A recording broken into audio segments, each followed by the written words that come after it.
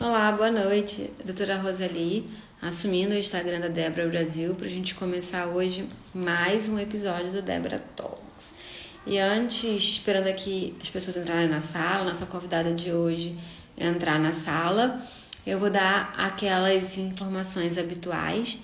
Essa live ela fica gravada, ela fica disponível no IGTV da Débora. Ela também vai para o canal do YouTube da Débora Brasil. Então, para você que não conhece o canal do YouTube, acessa lá o canal. O canal tá super legal. A gente tem todos os episódios do Débora Talks. Tem alguns vídeos extras que são exclusivos do YouTube. E tem 3 minisséries super legais de atividade física em EB, cuidados odontológicos e sobre o kit borboletinha. A atividade física em EB tem vídeo novo no ar, tem vídeo do Alexandre e do Felipe Pontin, então o vídeo tá bem legal. Bom, para você que não conhece, corre lá e não esquece de se inscrever no canal, de ativar o sininho das notificações e de curtir os vídeos também lá do YouTube. E se você tem alguma sugestão de tema, gostaria de saber sobre algum assunto da epidermólise bolhosa, cuidados ou então direitos, a gente conversou na última live com o Tony Dyer da Fibra Raras da Casa Hunter. Você deixa nos comentários, manda direct pra gente pelo Instagram, tá bom? Esse projeto do Débora Talks está sendo feito com muito carinho. Para quem não viu o último episódio com o Tony Dyer, da Hunter e da Fibra Raras, não deixe de assistir. Foi uma aula de cidadania sobre doenças raras. Então tá bem legal, não percam. E hoje a gente vai conversar com a Priscila, doutora Priscila Martim, nossa diretora de pesquisa. Ela está tentando conectar. E a gente vai conversar então sobre uma pesquisa para epidermólise bolhosa distrófica, que está em fase 3, tá bom? A gente vai conversar sobre alguns aspectos, sobre alguns pontos do que a gente precisa para participar de uma pesquisa nessa fase, tá bom? Então a gente está só aguardando ela entrar. Não sei se a Priscila está tentando. Essa hora tem bastante live e às vezes a conexão não fica tão legal. A gente vai esperar um pouquinho, não, ela não conseguiu conectar. Vamos tentar novamente. Priscila. Priscila, é só aceitar o convite, então pedir para participar. Ah, hoje foi rápido, Priscila.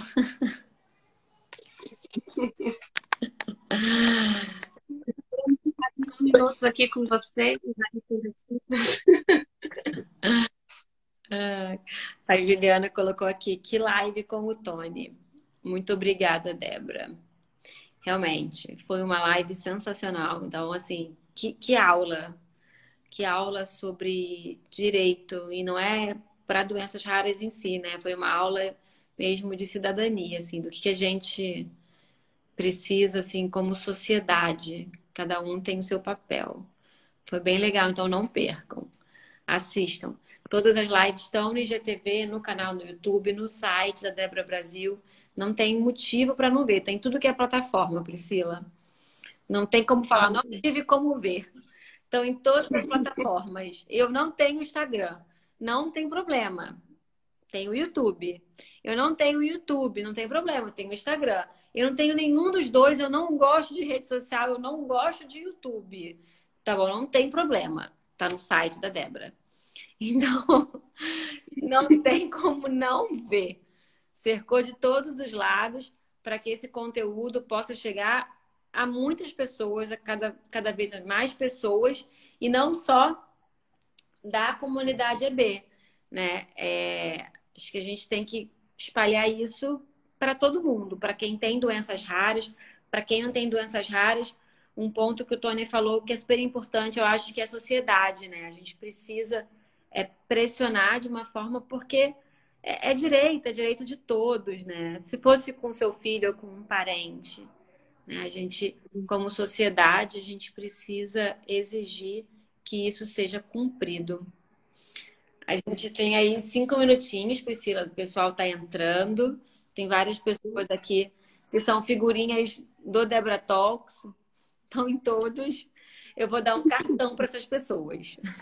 São tipo assim, são figurinhas certas do Debra Talks. Se eles não entrarem, eu nem começo a live. Não, tá Se certo. eles estiverem aqui na sala, eu nem começo a live. A Porque gente tem que valorizar o nosso público, né? sim, eles estão sempre aqui. Todas as lives, eles não perdem mais. Eles têm já um reloginho. Então, é super legal, né? Para quem não viu as lives, a live da Elka falando, né? De como para ela foi importante ter essa oportunidade de... Janine, você não vai ter seu cartão porque é sua obrigação estar aqui com a gente, tá bom? Ai, ai. Ana Luísa, você vai ganhar o seu cartão, Ana Luísa. Você vai ganhar o seu cartão. Tá bom? A Ana tá aqui. Você vai ganhar seu cartão, Ana. A Fernanda também, né? Acho que é a Fernanda. A Fernanda vai ganhar o cartão dela também. A Ah, também. Então, assim, é muito legal quando ela fala que isso foi uma forma de aproximar ela, né? De trazer ela, que não podia, às vezes, a pessoa não tem a oportunidade de estar nos eventos, de estar nas reuniões, de estar nos congressos e vem essa oportunidade dela poder saber um pouco mais, ter um pouco mais de conhecimento, se aproximar desse conhecimento, né?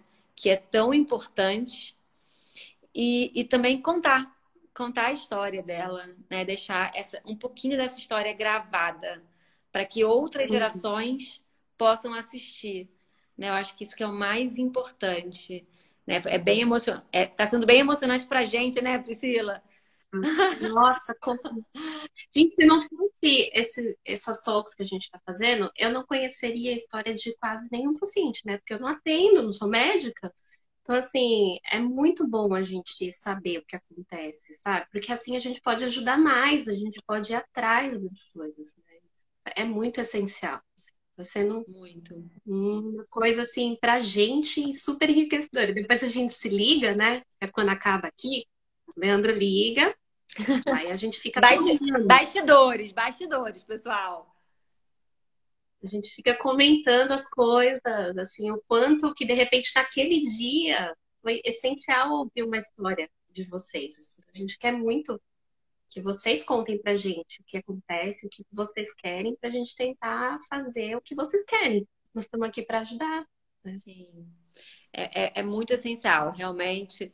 Tem a resenha, a Fernanda colocando aqui, tem, né? A gente se liga e conversa sobre o episódio, sobre o que foi, né?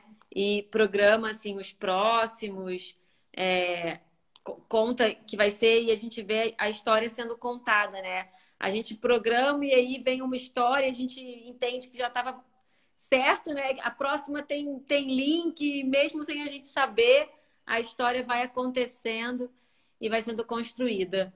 Então é bem legal, é bem emocionante saber a história. Então, para você que está aqui assistindo a gente, se você quer contar a sua história e, sim, pode ser pai, pode ser mãe, pode ser tio, pode ser avô, pode ser um parente que está envolvido nessa vida, que essa história, por alguma razão, por várias razões, né? Por várias razões, modificou a sua vida, né? Como modificou a nossa, como modificou a da Priscila, como modificou a minha, da Janine e do Leandro, e quer contar essa história, né?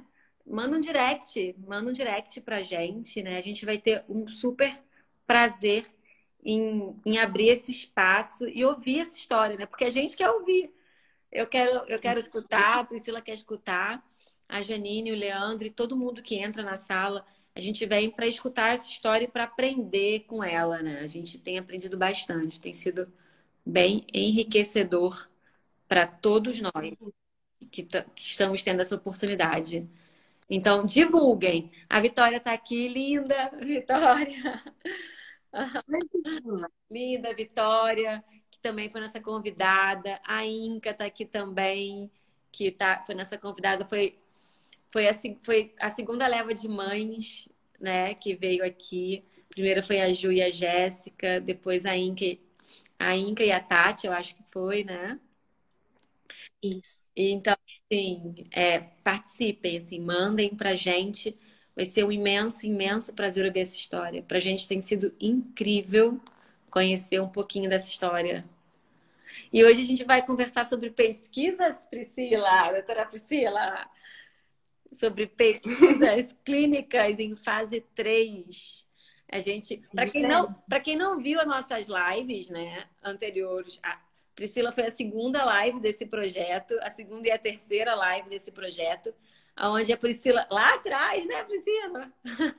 Lembra, né? Priscila tá envergonhada. Nunca fiz live. Não sei fazer. Nunca fiz live. E a gente fez 2 lives em seguida, em sequência. E a gente trouxe um resumo do que foi o Congresso EB 2020 de Londres, sobre as pesquisas que estão em andamento, né? As que estavam, a gente também falou um pouquinho sobre isso, sobre pesquisa fase 1, fase 2, fase 3. Então, para você que não assistiu isso, assiste agora, mas volta lá no IGTV, lá embaixo, na segunda e terceira episódio do Debra Talks, e assiste o episódio 2 e o episódio 3 com a Priscila, para entender o que é pesquisa. Quais são essas pesquisas todas que estão aí no mundo da EB, né? E hoje a gente vai conversar sobre uma bem específica, né, Priscila? Hoje a gente vai falar de um assunto único, praticamente, né? A gente divulgou aí talvez uns 10 dias, né, Roseli, que ia ter um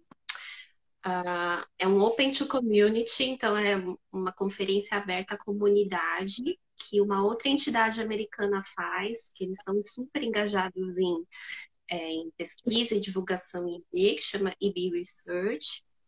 E eles fizeram esse Open to Community para divulgar essa chamada de pacientes para um protocolo de pesquisa específico. E eu sei que muitas mães não conseguiram entrar, tiveram problemas, às vezes a questão do horário, né? Então, aí, o compromisso que eu quis. Também tem a questão do inglês, né? Que eu sei que às vezes é complicado para muita gente. E é uma linguagem, embora eles tentem fazer uma linguagem mais aberta, né, mais clara, é uma linguagem bem técnica, né? Então, às vezes, é mais difícil de acompanhar mesmo, né? Então, eu sei que muita gente não conseguiu, então, como nosso compromisso aqui é fazer a divulgação o máximo que a gente puder, né? E tentar ajudar vocês nesse espalhamento da EB e da comunidade. Então, a gente colocou essa live aqui hoje. Esse call foi na quinta-feira. Algumas mães eu consegui contactar, algumas eu não consegui, nem sempre eu tenho contato de todo mundo. A gente tentou divulgar, mas então, já que aqui é um canal mais tete a tete. Breaking news. Breaking news. Aqui. A gente para tudo, é breaking news. Terça-feira vai vir a Priscila para fazer um resumo dessa Open to Community. Uhum. Então vamos lá, pessoal. Só para produzir, né? Essa pesquisa é uma pesquisa de terapia gênica, que ela já está na sua fase 3. Né? Ela sofreu algumas alterações. Ela já estaria na fase 3 no começo do ano, mas ela, por causa da pandemia, enfim, todas essas coisas que aconteceram, algumas empresas se juntaram, né, e fizeram os upgrades no protocolo para ter mais acesso ao paciente e para tentar ajudar o maior número de pessoas possíveis. Então, vamos assim, só simplificar o que ela é. Ela consiste em você pegar os fibroblastos da pessoa com EB, tirar isso da pele por uma biópsia. Então, uma biópsia de pele comum, como é feito para diagnóstico de rotina, né? Essas celulinhas que estão ali na pele, elas vão ser cultivadas no laboratório. Né? E as células-alvo dessa pesquisa são os fibroblastos, que são as células primordiais da camada da pele que vão sintetizar o colágeno 7. Então, esse é um assunto bem específico. São só para as pessoas com EB que tem um tipo de distrófica recessiva. As outras pessoas com EB não são contempladas nessa pesquisa. Isso porque essas células que vão estar no laboratório, elas não expressam o colágeno 7, né? Então, eles vão aumentar essa cultura e vão modificar geneticamente um vírus defectivo, um vírus que não reproduz, é um vírus específico para produzir colágeno 7 de volta. Então, esse vírus ele é colocado nessas células e aí esse gene vai ser integrado dentro da célula. Então, a célula vai passar a expressar colágeno, essa célula que não expressar. Então, basicamente, você aumenta essa cultura o máximo que você puder. Eles têm um tempo aí de produção de em torno de 3 a 4 semanas. E isso, nesse período, eles estão cuidando da sua célula especificamente. Bom, então, legal. O que a gente faz com essas células? Essas células têm que voltar para o paciente, né? E elas são injetadas intradermicamente em algumas regiões de feridas, que são as feridas crônicas.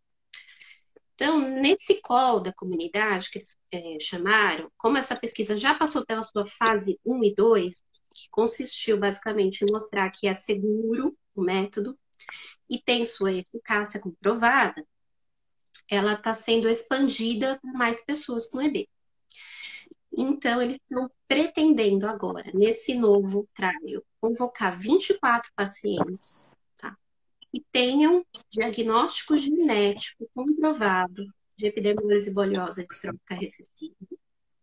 Então, você tem que ter identificado ali que você, de fato, é recessivo. Não precisa ter biópsia, não precisa ter, a princípio, uma avaliação clínica, porque eles vão fornecer essas avaliações, tá? Mas precisa ter o diagnóstico. E precisa ser acima de 2 anos. Então, crianças muito, muito pequenas não serão também nesse processo contempladas. Nessa fase, por enquanto, né? Na fase 3. Na primeira fase, na fase 1 e 2, eles incluíram um menino de 9 anos, tá? Mas eles fizeram o resto todos em adultos acima de 30 anos. Foram pessoas mais em idade mais avançada. Agora eles estão tentando reduzir justamente porque as feridas crônicas, elas aparecem com maior frequência com o passar do tempo, né? Mas também tem muitas crianças que têm feridas crônicas já, né? Então, quanto mais cedo você começar a ajudar essas crianças, melhor. Tem vários critérios de exclusão, tá? Então, assim, eu vou falar alguns que estão lá no site, mas a maioria deles, elas vão ser identificadas numa avaliação clínica mesmo. Então, a maior e a principal é um histórico recente de carcinoma. Tá? Pessoas que tiverem um histórico recente, que estejam com seu caso em tratamento, nesse momento não é seguro fazer esse tipo de terapia. Então, elas não vão ser incluídas no estudo. Mas pode ser homem, pode ser mulher, tá? Não tem critério de idade. A princípio, vai exigir um certo esforço, porque existem 3 consultas principais a cada 3 meses, que são as 3 primeiras após o procedimento. Então, esse esforço, ele requer que o paciente esteja com uma saúde boa para poder fazer as viagens, né, para poder se submeter às consultas, porque você precisa acompanhar, tá? É um critério, um acordo mútuo entre a família, o paciente e o médico. Então, você não pode faltar nessa entrevista, você precisa fazer um acompanhamento certinho, tá? Uma grande vantagem que eu considero desse tipo de tratamento é que ele é um controle dele próprio. As pessoas com EB têm muitas particularidades, tanto de cicatrização, quanto ao tempo no qual ela já está sendo exposta, tamanho da ferida, né? E tem muitas, os outros tratamentos paliativos que a gente faz, né? Uso de cremes, curativos. Então, é muito difícil a gente dizer assim que uma pessoa ela pode ser o controle da outra num estudo, sabe? Por isso que a gente vê muita discrepância, né? E nessa pesquisa, o controle é você mesmo. Então, o legal é isso, que você consegue, né, olhar uma ferida que de fato está sendo tratada com terapia gênica e a outra ferida é a ferida controle. Essa ferida controle, eles vão considerar um tratamento que a gente, em teoria, não sabe o que que é. Né? Mas eu vou contar o que que é. É fibroblasto. Não é fibroblasto modificado. É só o fibroblasto do próprio paciente. Esse fibroblasto do próprio paciente, ele está sendo colocado de volta justamente porque o fibroblasto em si já tem um potencial terapêutico cicatrizante. Né? Quando ele está ali sendo injetado, quando ele está secretando matriz extracelular, então ele tem um processo de modelamento desse processo de cicatrização que às vezes não está acontecendo, mas só da presença dele, sem a correção genética, ele vai favorecer bastante. Então, esse controle vai acontecer dentro dele próprio. Aparentemente, dos dados anteriores, a gente pode ir conversando aqui para ver se está todo mundo acompanhando o raciocínio, mas depois a gente pode passar uns dados aqui rapidamente sobre o que eles mostraram nos pacientes tratados para convencer também, né? Isso é importante, a gente saber, foi eficaz, de fato, né? Teve uma melhora, teve uma cicatrização. É muito variável, né? Como a gente aqui já conversou. Acho que você acompanha bastante, né, com os pacientes. Você sabe que tem paciente que evolui super bem. E tem paciente que às vezes precisa de um acompanhamento maior. Sim, tem muita coisa envolvida, né? Nutrição, por exemplo, e todas os outros cuidados, que são aqueles cuidados que não estão no plano biológico, como a gente falou, que acabam influenciando em algum aspecto, né? A gente vai saber. A região que a pessoa mora, né? Tem tanta coisa envolvida. Então, esses primeiros estudos que começaram lá atrás, eles tinham essa necessidade de ter alguns controles paralelos, eles dividiam as pessoas, sabe? Pegava, você vai fazer só controle, você vai ser só... É o grupo E é controle, ruim né? Do isso, né? cego, ninguém sabe de nada, e aí... Então, para esse tipo de doença rara, ainda bem que a legislação mudou, sabe? Porque acelera o processo de inserção de um novo produto no mercado, né, de uma nova terapia, e também você consegue ter esse comparativo com você mesmo, que é o ideal, no caso, né? Todos esses fatores, eles interferem bastante. Então, foi um call, assim, rápido, tá? Tem 3 locais nos Estados Unidos que estão recebendo os pacientes. Um é em Stanford, tá? Na Califórnia. Um é no Colorado, numa universidade ali bem conceituada também. E a outra é no Texas, no Children's Hospital. Então, tem bastante opções ali nos Estados Unidos. O que, a princípio, eles comentaram nessa chamada é que precisa primeiro, a primeira vez que vai definir se o paciente vai ser incluído ou não, é uma consulta clínica. Acho que a internet da Priscila travou, gente. Priscila tá falando assim, a Pra mim, primeira coisa é consulta clínica. Aí travou. isso. Aí travou? Tá. Então, a primeira coisa é uma consulta clínica, tá? Você vai lá com a pessoa pode levar um acompanhante, tá? E vai ser feita toda uma avaliação multiprofissional. Não é só com o médico e nem é só com o líder da pesquisa. Vão ter enfermeiros envolvidos, uma série de profissionais ali que vão avaliar o paciente como um todo. Eles também vão avaliar as condições das pessoas de estarem indo, vindo, né, o quanto que é frequente, né? E aí eles vão realizar, então, a biópsia, se estiver tudo ok, né, depois dessa série de exames, que a princípio é tudo sem custo, tudo isso faz parte da pesquisa, tá? Então nada disso é cobrado do paciente. Aí eles fazem a biópsia e começa o procedimento já de preparação. Depois de um mês, mais ou menos, a pessoa volta a receber essas né? Então, eles vão escolher 2 feridas, uma vai ser controle, uma vai ser tratada, e isso vai ser uma escolha randômica. Não dá para saber se vai ser numa área específica ou na outra. Isso tudo é randômico para cada paciente, tá? E eles não vão saber qual que é a tratada e qual que é a que não recebeu a terapia gênica. E a cada 3 meses você volta no consultório, e eles vão fazer exames, tanto de biópsia, quanto também de avaliação clínica do tamanho, da cicatrização, né? Vão coletar exame de sangue e vão fazendo todas as avaliações necessárias para ver se a expressão de colágeno no sangue está sendo retornada, tá? E isso vai acontecendo ao longo de 1 ano, pelo menos. Depois de 1 ano, eles vão reportar um primeiro estudo, dizendo se continua o estudo ou não, se foi eficaz ou não, se recruta mais paciente ou não, né?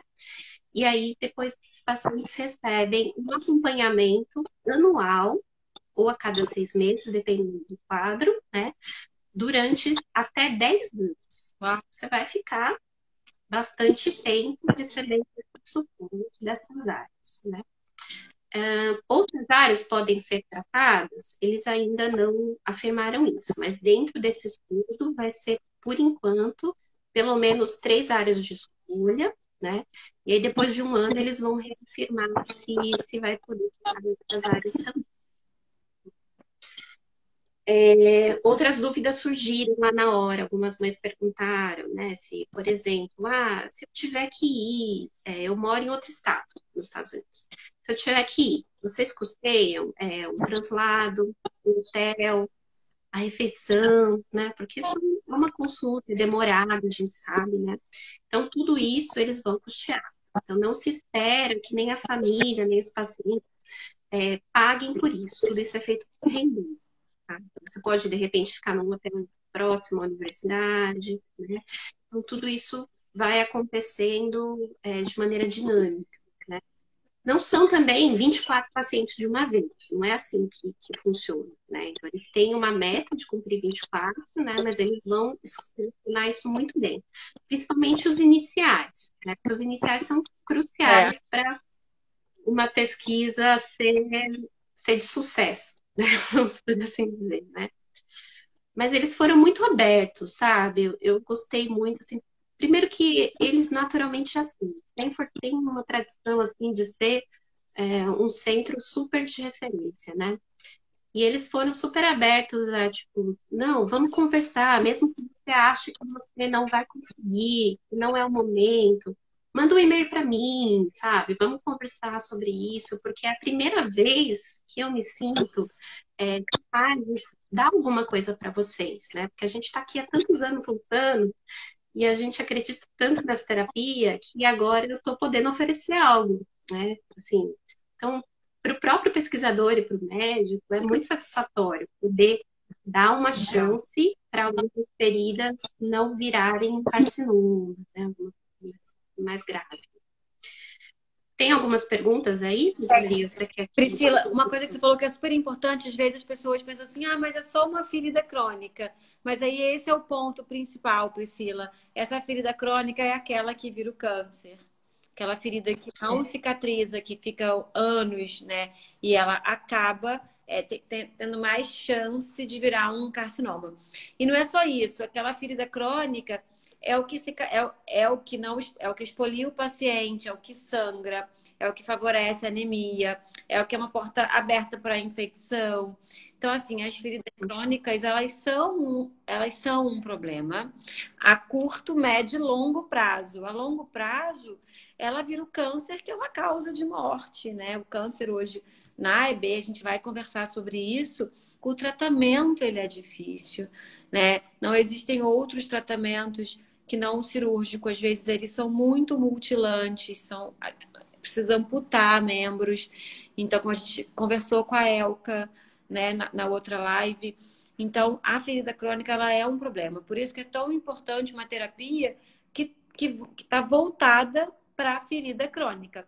Porque aquela ferida que está evoluindo bem, e a gente sabe que a pessoa com EB, ela não tem ela não tem alteração para cicatrizar. Se tudo correr bem, né? Se a pessoa estiver bem, cuidado com a ferida estiver bem, tudo estiver bem, ela vai cicatrizar. Então, aquela ferida que não cicatriza por alguma razão e cronifica, ela é um problema muito sério. Tem várias perguntas. A Acho que Tati. esse assunto que você falou, Rosali, só para complementar, acho que a gente pode aqui falar. É um outro tipo de EB, né? Mas acho que todo mundo lembra do Hassan, que foi tratado com transplante de pele. Ele tinha uma boa área de cobertura, de 80% do corpo tomada pela EB juncional, né? Ele submeteu a um tipo de terapia só de pele, a princípio, né? Mas era um transplante de pele. E assim, lá no Congresso, a gente falou isso na outra live, ele tá curado. Ele não recebeu nenhuma terapia que foi uma terapia interna, sabe, para os olhos e nada assim. Mas na parte externa, fez um efeito tão grande e, assim, significou tanto para ele, de todas essas coisas que você comentou, de portas abertas, de sangramento, de comunicação, que ele tá curado. Ele estava tendo uma vida normal, já faz muitos. Ele já tem 8 anos, né? Então, tipo, fez muita diferença para ele, assim, naquele momento. São 3 anos, 3 anos de follow-up da pesquisa, de sucesso, assim, de cura, né? Então, assim, a minha opinião, assim, se eu posso dar uma opinião, é que todas essas terapias, elas estão vindo para complementar, né? A gente talvez queira muito uma só, né? Uma só única. Mas, honestamente, gente, a gente vai ter que se tratar como um todo, sabe? Então, a gente não vai poder apostar as nossas fichas numa moeda só. A gente falou isso na live da Priscila, lá na segunda e na terceira. Para quem não assistiu, volta lá e assiste. Porque a epidermólise bulhosa é uma doença muito complexa, com tipos, e subtipos, com alterações genéticas diversas. A gente não tem como ter um remédio igual para todo mundo, né? Os pesquisadores, as pessoas que estão voltadas para essa busca da cura, elas estão nesse caminho, né, Priscila? Buscando um controle de vários sintomas, né? A ferida crônica é um sinal, né? É um sinal aí de um problema, uma dificuldade de cicatrização. Então, eles estão buscando esse controle da ferida crônica para evitar que lá no futuro essa ferida crônica vire um carcinoma, que muitas vezes é causa de óbito do paciente. Então, a Tati colocou aqui, Pri, mas é apenas para melhorar feridas crônicas? Tati, é para feridas crônicas. Mas assim, o conceito da ferida crônica é aquela ferida que não cicatriza depois de 3 semanas. Então, a gente está falando aqui de 3 semanas. Tem pacientes que têm feridas por 6, 7, 8, 9, 10 meses, anos, né? E quando você tem uma ferida que está anos aberta sem cicatrizar, a chance dela no futuro virar um carcinoma é muito grande. Então, assim, você poder tratar essa ferida crônica, ela é muito importante. Aí, ó, minha expectativa é de uma terapia que melhore a pele de forma global. Esta pesquisa me parece mais específica para feridas crônicas. É a Tati. Isso, Tati. Então a gente reforça que sim. Mas a Vale deve estar com 2 anos, 3, talvez. Já não estaria assim dentro da pesquisa, talvez, que são maiores de 2 anos. Mas para pessoas com 18, 19, 20, 21, 22 anos, que às vezes tem uma ferida que está lá há 4 anos, 3 anos, que não cicatriza, né? Não precisa ser várias feridas, né? Pode ser uma só.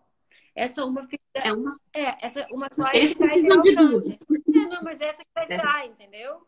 É essa ferida que essa não mesmo. cicatrizou, que está lá em processo constante, né? De cicatrização, de tentar, processo inflamatório constante, é que em algum momento vai ter uma disrupção e vai virar um carcinoma, né? Então, é super importante para essas pessoas que já estão nessa fase, né, de ter isso aí. E era a Tati falando, né? Era isso. Ah, tá. Não. Te pergunta sobre a terapia, era essa. Mas eu tenho algumas aqui. Então, assim, só para a gente voltar aqui e reforçar. É, essa pesquisa, ela é custeada, ela tem um custo, né, custeada. A faculdade custeia esse tratamento lá. As consultas, a estadia, a alimentação, tudo isso é custeado se você tem o aceite para participar. Mas para ir para lá, Priscila? Pois é. Isso aí vai ser discutido caso a caso, tá? A princípio, para as pessoas americanas, cidadãos americanos, não tem custo, tá? Eles vão reembolsar. Seja numa viagem de avião, né? Para quem está residindo nos Estados Unidos. Você mora, sei lá, mora no leste, tem que ir lá para o oeste. Tudo bem. Eles vão custear a sua viagem de avião, de carro, seja lá como for. E o tempo da consulta, todo. Se você tiver que chegar num dia para ser consultado no outro, você vai ficar num hotel, eles vão pagar, você vai consumir almoço, café da manhã, jantar. Tudo isso dentro de um preço que eles falam confortável, aquele preço médio, né? Não é um preço muito barato, nem muito caro, tudo é custeado, tá? Para as pessoas que não são americanas, inclui tanto cidadãos europeus como brasileiros. Isso aí vai ser discutido caso a caso. Então, se eles veem a necessidade e a vontade, engajamento, de repente alguém aqui do Brasil querer ir, fala assim, olha, a gente não tem como custear integralmente a sua passagem. Então, de repente, parcialmente, eles vão conseguir custear. Legal. Tá? Legal. Inclusive para um acompanhante. Uau! Então, porque uma criança não pode ir sozinha, né? Então, de repente, para você ir com alguém, com um acompanhante, para você se sentir mais seguro, isso tá dentro dos planos deles, tá? Ela não é essa pesquisa, ela não é uma pesquisa igual aqui no Brasil, que a maioria das pesquisas vem de empresas públicas. Essa pesquisa, ela vem basicamente de empresas privadas, tá? São companhias que fazem exclusivamente terapias avançadas, né? Então, essa especificamente está dentro da FibroCell, que foi comprada pela Castle Creek, juntou e virou uma oligarquia, um negócio gigante, né, dentro dos Estados Unidos. Então, assim, a estimativa média de custo de uma pesquisa dessa para esse número de pacientes é na ordem de quase 100 milhões de dólares. É muito dinheiro, tá? Muito dinheiro ali. Então, assim, ninguém precisa ficar tão preocupado no sentido assim, se acontecer uma intercorrência devido à terapia, nada disso vai ser cobrado das pessoas, tá? Tudo isso está dentro de um previsto, internações, qualquer coisa decorrente da terapia. Inclusive, eles até comentaram assim, a gente usa uma cobertura específica, isso vai ser fornecido. Eles têm algumas parcerias lá, e tem uma empresa em específico do Lex que eles vão fornecer com uma certa, não é assim, né, tanta em abundância, com uma certa restrição para algumas áreas, né, porque eles não podem deixar essa ferida exposta, então eles também têm um controle de cobertura, tá? Então, eles também podem ajudar com algumas coberturas e algumas medicações crônicas que a pessoa com AD vai requerer. Só não podem ajudar, isso eles deixaram bem claro, com qualquer outra situação não decorrente da EB. Então, se você tiver, se o acompanhante tiver alguma outra intercorrência médica nesse processo, eles não podem ajudar, infelizmente. Porém, eles recomendam que as pessoas tenham o seu próprio seguro médico, o seguro saúde. Isso que eu ia falar. É super importante se viajar ter um seguro, né? Um seguro saúde que tem essa cobertura, né? Isso. Então, dentro desse seguro, você pode, né, ser atendido por qualquer intercorrência situação. Tá bom? Tem uma pessoa com EB que já está pedindo um contato e eu já mandei um e-mail para eles para conversar sobre isso, mas eu ainda não tive uma resposta mais detalhada. Mas o ideal é que a gente faça um intercâmbio aí. Então, se alguém tiver interesse, a gente tentar, cada caso, fazer um e-mailzinho bonitinho, separadinho para cada pessoa. Sim. E a gente tratar todo mundo individualmente, porque é bem isso mesmo. A pessoa vai ser olhada individualmente, tá? Até porque são tantos critérios, né?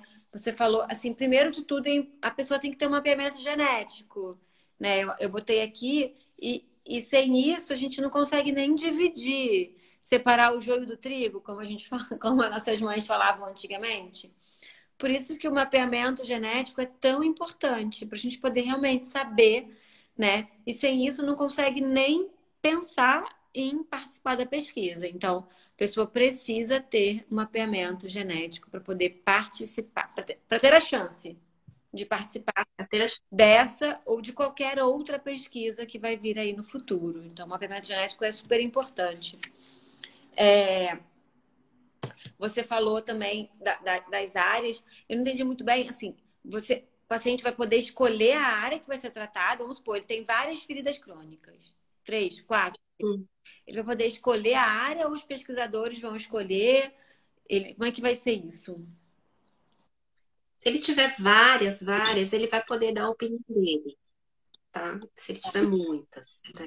Eu não sei se eles estão acostumados com isso. Pelo que eu entendi, eles estão mais acostumados a encontrar 3, 4. Dentre essas 3, 4, então eles vão calcular a média área dessa. Né? Então, eles não vão poder pegar e tratar muito discrepantemente uma área muito grande e uma área muito pequena. Porque uma vai ser controle e a outra vai ser tratada. Né? Então fica meio discrepante isso aí. Mas se a pessoa tiver 3, 4, 5, ela vai poder escolher.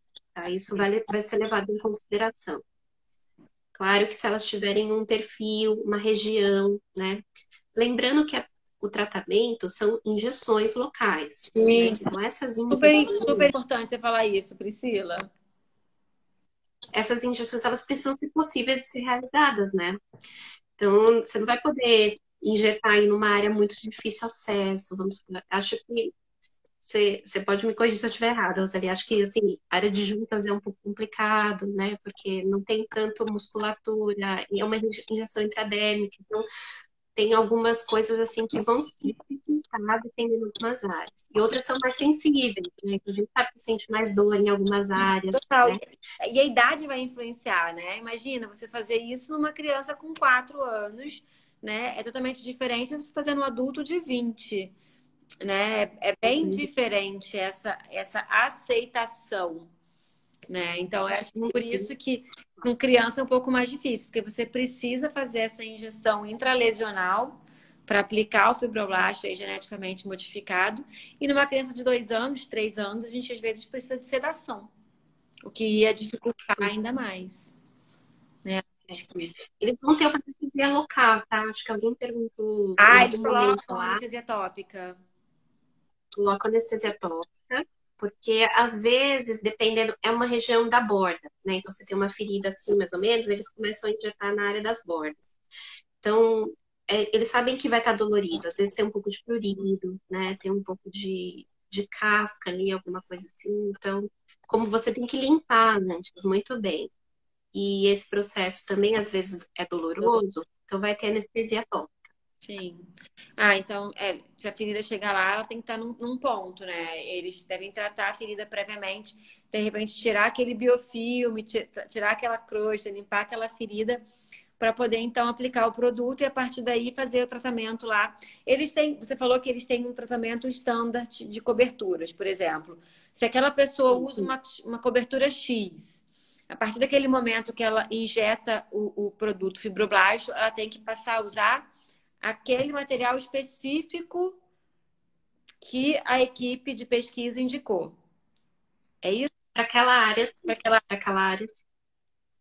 Para as outras áreas, vai continuar como o paciente está acostumado. É só para aquela área que eles escolherem. Não, super importante falar isso, né? As pessoas que vão tratar aquela área não vai poder continuar usando o curativo que ela quiser. Ela vai ter que usar aquele curativo que está dentro da pesquisa, porque tudo isso foi avaliado, né? Eles criaram um protocolo para que todo mundo tivesse exatamente o mesmo tratamento, para que não tivesse influência da cobertura no resultado. Né? Eu acho que como a ferida está sendo paralela, é só para não correr o risco também de repente, a pessoa querer colocar uma diferente em uma área que não pode. Então, na mesma ferida que está sendo tratada, na outra tem que usar aquela, só para não correr o risco de confundir ou acontecer alguma coisa assim. E esse fator da cobertura, ela é importante justamente para não correr o risco também da pessoa achar que já tá bom, eu posso tirar. Quem vai dizer isso é sempre a equipe.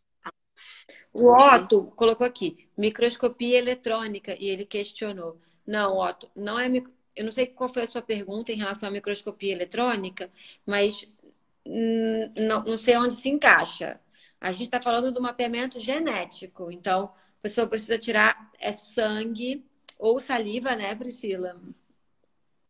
Mais sangue ou saliva e fazer um mapeamento genético daquela pessoa que tem EB para ver quais são os genes mutados, para ver se é uma distrófica recessiva, né, com ausência do colágeno tipo 7, na mutação que eles estão pesquisando, então, para poder ser incluído no estudo, para ter a chance, né, de ser incluído no estudo. Né? Não são todos que... A microscopia eletrônica eles fazem como acompanhamento da terapia, porque ela detecta a formação das fibrilas de ancoragem do colágeno 7. Então não dá só para você, né, expressar o colágeno. De alguma forma você tem que ver que essas fibras estão se formando e é só a microscopia eletrônica que diz isso pra gente. Ah, tá. Mas hoje ele não é considerado mais um padrão ouro de diagnóstico. Sim. O padrão ouro diagnóstico é o sequenciamento genético mesmo, o diagnóstico molecular, que é o que a Rosana explicou. Priscila, quanto tempo? Vamos supor, essa pesquisa vai pegar 24, está na fase 3. Quanto tempo, mais ou menos, em média, para essa pesquisa, por exemplo, estar disponível para uso? Sim, de uma forma em larga escala. No FDA dos Estados Unidos, eles estipulam um mínimo de acompanhamento de 2 anos do paciente. Tá? Então, começando, a partir do primeiro paciente sendo injetado, começa a contar 2 anos. Então, agora eles estão recrutando. Eles recrutam até mais ou menos o final do ano. Né? Então, eles vão fazer esse enrollment de mais ou menos 12 pessoas agora, com certeza. Aí o primeiro começou a ser tratado, vamos supor que seja lá para dezembro. Aí, daqui 2 anos, a partir de dezembro, ela vira uma terapia disponível para todo mundo. Então, assim, daqui a 2 anos a gente pode ter alguma coisa sendo comercializada para tratamento de feridas crônicas, né? Com uma boa resposta. Porque já teve a primeira fase, né? A gente até colocou aqui, né? No começo foram 4 pacientes. Foi, Priscila, que tiveram uma boa resposta. Foram 6. Quê? Eles trataram 6 pacientes, né? 6. 4 tiveram uma ótima resposta. Um teve uma intermediária e o outro teve que ser interrompido. Sim. Ele faleceu. Bom, tiveram com cicatrização das feridas, né? Isso. Vou até pegar aqui a percentual, que eu não lembro de cabeça. Ó, então, tiveram tratados. A gente teve 6 pessoas no total que eles divulgaram, né? Então, um tinha 9 anos, os outros tinham em média de 30 a 38 anos de idade.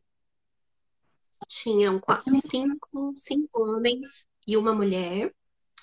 Todos eles tinham mutações em locais diferentes do colágeno, né? Não eram a mesma mutação.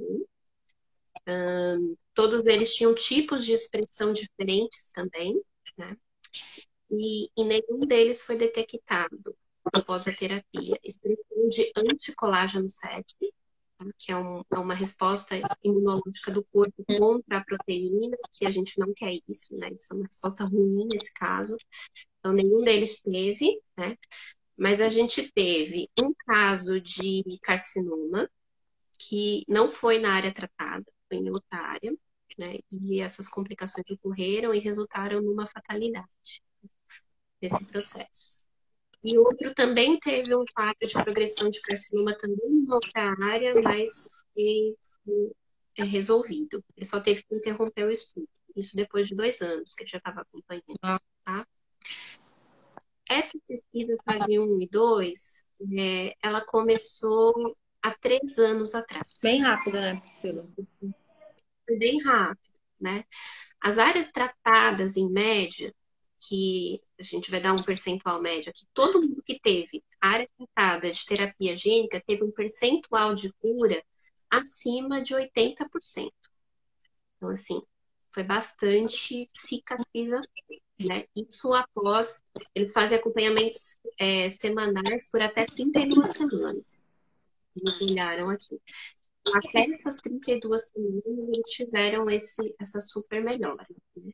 Na semana 52, que foi quando eles pararam de medir, Então, a média era de 83% da cicatrização dessas feridas. Ou seja, mantém Enquanto que pois é. Enquanto que nas controles eles tinham uma média de 30, 16. piorou. Então era muito, É. muito pouco. Ou seja, Então, de fato, isso mostra uma eficácia da terapia, né? é, Que a correção genética faz toda a diferença. Não é só a quase injeção de três fibroblasto. vezes melhora. Porque foi 30 para 86. Depois, aliás, foi de 30 para 80 e depois foi de 16 para 86. Então foi bem mais de 3 vezes. Você vê que depois que eles pararam de acompanhar, talvez por conta dos cuidados que eles estavam tendo com a ferida controle, os cuidados mais regrados, né? Piorou. É. Isso tudo também tem um viés, né? Que é aquilo que a gente falou, troca a cobertura também, né? Às vezes você. A própria injeção, isso é importante falar, ela dá uma edemaciada, né? É normal você ver uma primeira reação na primeira semana ali, após a injeção, uma reaçãozinha ali meio ruimzinha no local. Inflamatória. Porque foi um procedimento invasivo, né? Acaba sendo, né? Então, é normal você ver isso. Então, você vê primeiro uma piora, para depois você ver essa melhora. Então, esse gráfico, ele flutua bastante ao longo do processo, né? Só que, assim, o que eu achei bem... Eles mostram algumas fotos, né? Depois a gente pode até divulgar nas nossas redes, se vocês quiserem acompanhar, né? Mas, assim, a área que foi cicatrizada, é impressionante como a pele se forma de uma maneira super uniforme, sabe? Ela não fica com aquela cara de que você colocou um enxerto, ou que você ainda está tendo, de alguma maneira, Pele. um resquício de ferida, sabe? Aquela fibrose também, sabe? Ela fica com um aspecto de pele saudável, né? E agora ainda está um pouco cedo para dizer que é definitivo, mas eles já fizeram o acompanhamento desses pacientes e estão vendo que a expressão de colágeno perpetua. Então, essa preocupação que eu confesso que eu também tenho, né? Eu ainda tenho. Isso ainda não é uma terapia definitiva. Mas, assim, a pele descama, né? Então, vamos supor assim, será que esses colágenos aí, esse fibroblasto que foi injetado, tratado, ele vai embora? Será que em algum momento eu vou ter que repetir a terapia? Então, eles também estão preparados para isso. Então, vamos supor que você, em algum momento, vê uma piora e você precisa de repor a terapia. Você vai ter, na universidade, a sua célula corrigida guardada. Então, a sua terapia vai ficar lá. Vai ter um banco de pele ali. Assim, na verdade, ela não tem um banco de pele. Ela tem o banco do seu gen e a capacidade de produzir sua pele. Então, isso é sensacional, né? Porque, pode ser uma outra ferida daqui a um tempo. Se isso for aprovado como terapia, você vai poder voltar lá. Você não vai nem precisar fazer biópsia de novo, sabe? Você vai voltar lá e você vai fazer a sua própria terapia personalizada, né? É a sua célula. Ela não vai ser... Infelizmente, isso é um problema. Ela não vai ser de mais ninguém, né? Porque se ela pudesse ser de mais alguém, a gente poderia também ajudar mais pessoas, né? Mas a gente vai ter que tratar a si própria do nosso jeito. Então, se você tiver uma necessidade futura, ela vai estar lá. Ela vai ser guardada ad eternum, segundo eles. Vai existir uma renovação, né? Porque todo banco de célula, cada 50 passagens, mais ou menos, eles precisam renovar, né? Então, sei lá, se hoje o paciente foi tratado com 2 anos, quando ele tiver cultivando essa célula e ela ficar ali por muito tempo, a gente fala passagens cultivando, né? Então, 50 vezes a gente está cultivando, aí ele vai precisar fazer uma nova biópsia e fazer uma nova terapia. Até muito, Priscila. Mas da célula, né? 50 é muito. A gente espera que até lá também, assim, outras coisas mais tecnológicas já estejam, porque 50 são mais de 50 anos, Priscila. Não, mas a gente tem uma ideia de que, de uma certa forma, você tem, né, uma coisa de seu dispor, uma coisa que você já fez uma vez, você não precisa se submeter novamente às vezes, né? Ou você não quer fazer isso. Ou uma grande preocupação que é super válida, né? As pessoas que estão mais tempo, são mais velhas, elas também se expõem a novos agressores, né? Então a gente se expõe ao sol, consome alimentos, enfim, que causam mutações aleatórias. Então, essa célula ela vai perdendo também seu potencial de renovação. Então, uma célula de uma pessoa jovem, se você tiver guardado lá na sua juventude, ela tem muito mais potencial do que hoje a minha velha, já que, né? Então, é muito melhor. Nossa, é como se fosse aquele banco de cordão umbilical, só que de células, né, que ficam lá guardadas. Tem aqui, a Ana perguntou, mas existem feridas crônicas também na EB simples? Não, Ana, assim, a EB simples, por ela ser uma camada mais superficial da pele, intraepidérmica, normalmente, a gente não vê tantas feridas crônicas como vê na distrófica. É bem raramente, mas nas formas mais generalizadas da EB simples. Porque como é intraepidérmica, a tendência é da cicatrização acontecer de uma forma melhor do que na distrófica, quando a gente tem a ausência do colágeno. Então, na simples é bem raro. Não falar que nunca, porque nunca é muita coisa, mas é muito raro você chamar ferida crônica de anos, como é na distrófica, às vezes. Tem um pai que colocou aqui que o filho dele tem ferida há mais de 5 anos. E é isso aí. Nossa. Deixa eu ver, aqui, ó. O Van, A mesma ferida. Vanail de Carvalho. Meu filho tem feridas que tem mais de 5 anos. É isso. Você tem feridas de 5 anos e você começa a ter que biopsiar, porque essas feridas de 5, 10 anos, elas podem ser um carcinoma. Então é super importante, Vanail, ter o acompanhamento para ver, né, se já não virou um carcinoma. A Tati colocou aqui. O que me deixa triste é que muitas pessoas que poderiam se beneficiar desse estudo irão ficar de fora, por não terem mapeamento genético. Sim, isso sim. A gente também fica super triste com isso. Porque, de verdade, o mapeamento genético ele vai separar, né? Para quem tiver, vai ter a oportunidade de participar dessa ou de tantas outras pesquisas que vão surgir ao longo do tempo. Percebo que grande parte das pessoas com EB no Brasil não tem mapeamento. A Tati falou. Sim. Isso é verdade. Aqui no nosso grupo são pouquíssimas crianças que têm mapeamento. Deve ter mais 5. A Janine colocou aqui. O diagnóstico genético é uma das principais dificuldades da EB. É um exame fundamental. Por isso, trabalhamos tanto na Débora para incluir esse projeto nos grupos universitários e também a ajuda do Estado. Exato. É porque ainda hoje se fala muito em biópsia, né? Hoje nasce uma criança com EB, você fala, já fez a biópsia? Sim. E para que você vai submeter essa criança a uma biópsia de pele? Assim, qual vai ser a função desta biópsia? Né? Ela vai dar o diagnóstico? Ela vai mudar o prognóstico? Não, não vai. Então, assim, a dificuldade gigante de se fazer uma biópsia numa criança, que tem que ser com anestesia, tem que mandar para alguém que saiba ler, porque não é qualquer um que sabe ler essa biópsia, tem que chegar de uma conservação adequada para essa pessoa poder ler a biópsia. Então, é muita coisa que não vai ter tanto benefício. A gente vai acabar em 2 minutos, a gente vai ter que voltar. A Inca, será que uma pesquisa dessas pode vir a acontecer aqui no Brasil, no futuro bem próximo? E aí, Priscila? Tudo muito sempre? Claro que dá, né? Claro que dá. Você sabe que eu sou super defensora dessa causa. Realmente, assim, não é nada impossível. É muito simples, sabe? Assim, a gente sabe fazer aquilo, a gente tem tudo para fazer. O maior entrave que a gente tem, infelizmente, ainda hoje, é burocrático e financeiro. Né? É financeiro, é o custo que isso leva, né? É você convencer uma agência de fomento que uma doença rara é essencial para ser candidata a uma terapia, sabe? E ela não vai ser uma terapia barata. Infelizmente, não vai ser. Sabe? Eles não vão conseguir um custo médio de R$ 500 por pessoa, é isso que eles pedem, tá, gente? R$ 500 por pessoa. Eles não fazem ideia do que é uma terapia dessas, sabe? Tipo, eu não tô nem falando de pagar o salário da equipe envolvida, porque nenhum desses pesquisadores está preocupado com isso.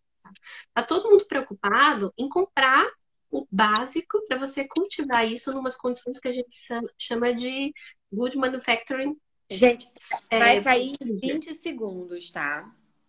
A gente volta só a para gente encerrar, Priscila, para falar um pouquinho que as pessoas perguntaram aqui. Onde eu posso ler sobre a pesquisa? Cris Pliego conversou.